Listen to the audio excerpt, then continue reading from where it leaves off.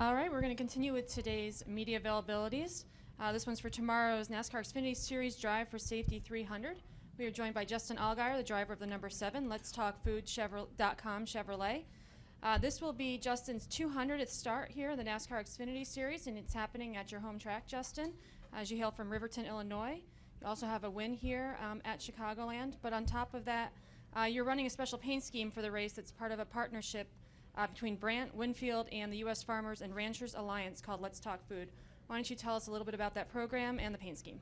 Well, first of all, to kind of comment on the 200 starts, obviously not a cooler place to be able to have your 200 start than at your home racetrack. And not only is it my home racetrack, but it's Brandt's home track. And as you said, we got the win here a couple of years ago.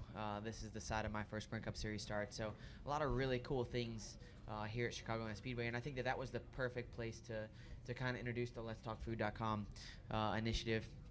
As you mentioned, a kind of a combination between Brandt and Winfield and the Farmers and Ranchers Alliance, and so to have Let'sTalkFood.com on the car, on my car, to also have it on Dakota Armstrong's car is really, really cool. And basically, as you guys have walked in, you've seen all the signage and all the things that are going on. And on our schedule, we've got a lot of really cool initiatives here this weekend at the racetrack. But basically, Let'sTalkFood.com is trying to educate the public on what goes on, how your food gets to your table, from the farmers' hands that touch it, from the production of all the products that go into the ground, all the way up to how you get to to be able to eat the food that we have, and also to the nutrient content and the sustainability of how much food that we have in our society. And so it's really cool for me being part of the agriculture industry and seeing the struggles that the ag industry has in really portraying what they do and how they help our society. It's something that for me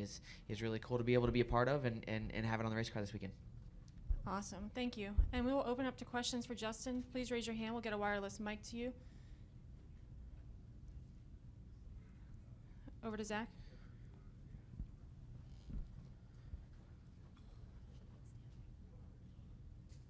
Zach Albert, NASCAR.com.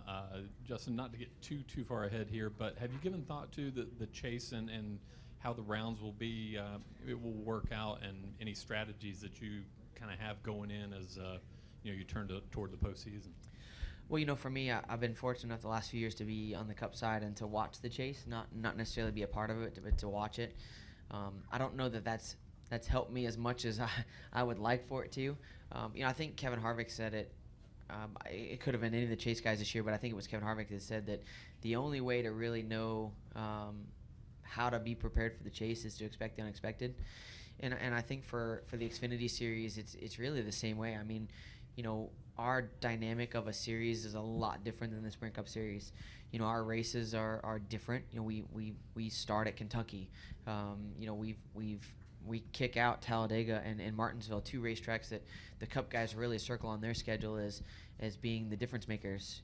So there's a lot of things on our schedule that are so much different that I think we really have to, from our standpoint, we have to attack early.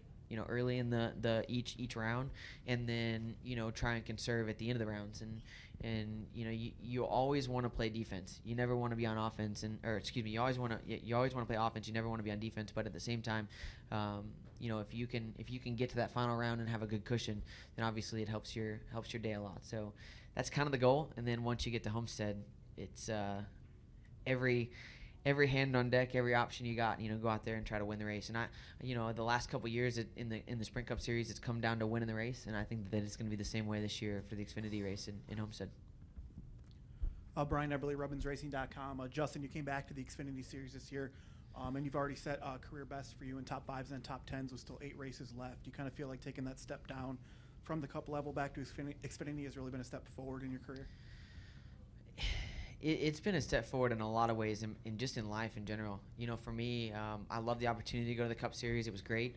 We had our challenges. It's not without showing it we had our challenges. But at the same time, I look at my 2 years in the Sprint Cup Series and say I learned a lot. Not all the things that you want to learn and not the way that you want to learn sometimes, but I learned a lot. And so to be able to come back and have an opportunity and to have a company like Brandt come back with me and to come here and to be with a great race team. I mean, the folks at Junior Motorsports have just been absolutely awesome to be around, to work with.